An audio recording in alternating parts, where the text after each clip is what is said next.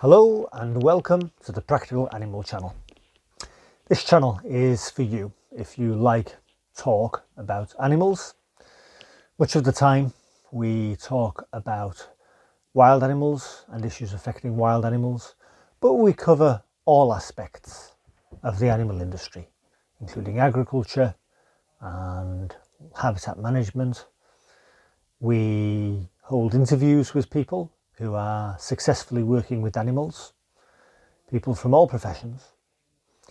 Last week we interviewed Julian Ford, who is the owner of Huxley's Bird of Prey Centre and Gardens. I asked Julian what it took to run a successful bird of prey centre, especially in these testing times of coronavirus. I divided that interview up into two parts. Last week we featured part one, where Julian explained about the challenges of running such a bird of prey centre, how he would describe the sector nowadays, and trends for the future of the bird of prey centre sector. During that interview, he gave an excellent description of how to form a bond with your hawk. So, if you are an aspiring bird of prey flyer, a falconer, or if you have a short-winged or broad-winged hawk, and then you are an Austringer, not a falconer. But I'm getting too specific, I feel.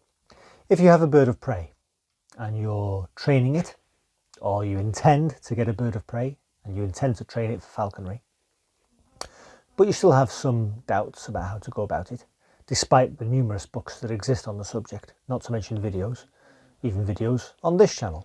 Part of the training, the early training, involves forming a bond with your bird.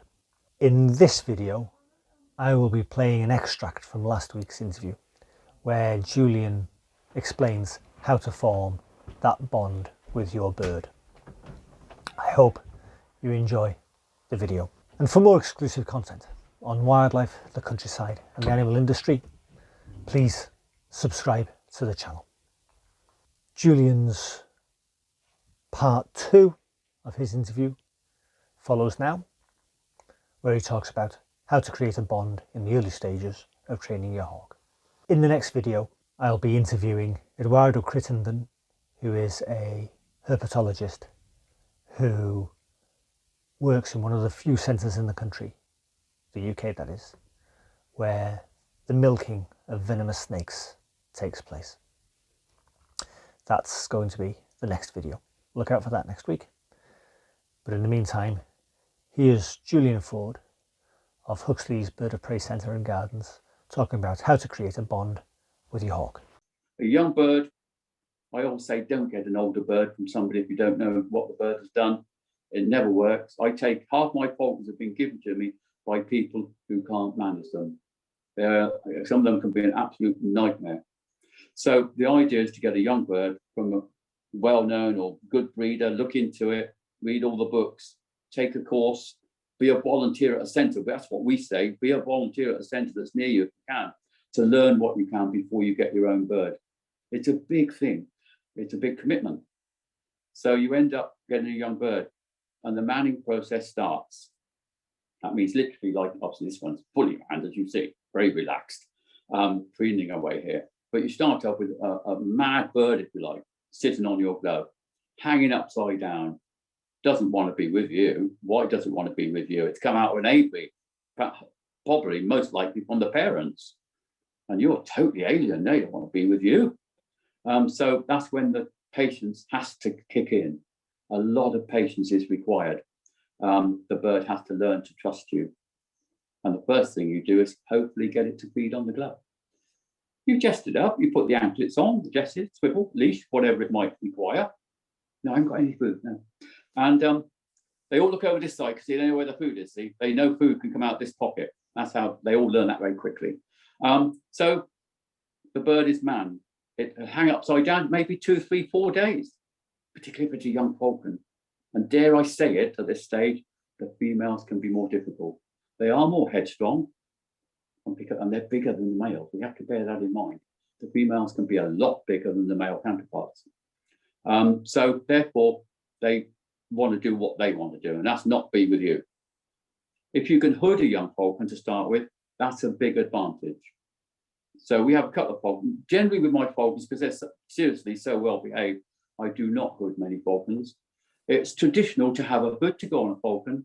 So if you're out hunting, you're out on the moors, whatever it might be with your falcons hunting, traditionally, you wouldn't have a 4x4 to take you to the spot where you happen to be flying that day. Nowadays, we're lazy and do that.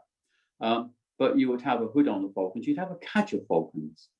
It's where so many of our stains today comes from falconry. A cadge a lift.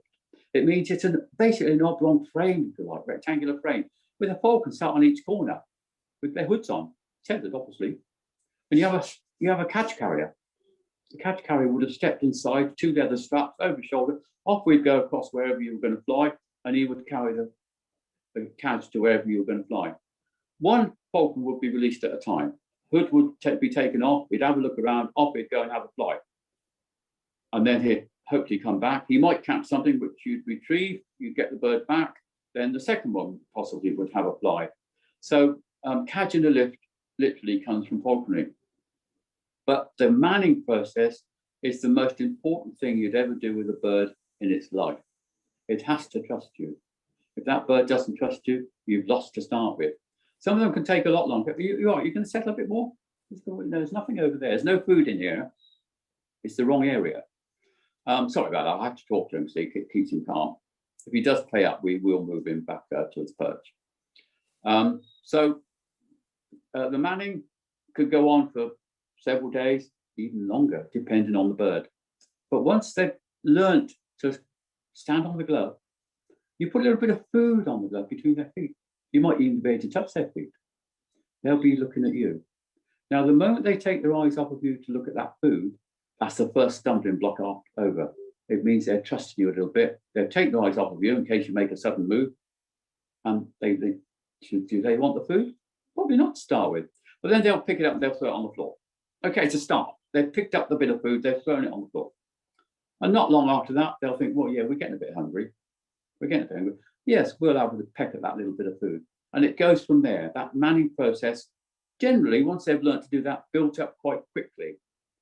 It's a case of making sure they are beginning to trust you. And once that starts happening, you're wandering around with them. You may be going showing them other birds. You may be doing anything with walking around the place, walking around the acres, whatever it might be. So they're getting used to sights and sounds. See, things they've never seen before. Then it's a case of going on the creants training line. We've got a training area out there on the lawn whereby they sit on a post, on the training post, which is their safe place. We have a safe place for the bird to sit. They can sit there and look around the whole place thinking, yeah, it's okay out here, not too bad.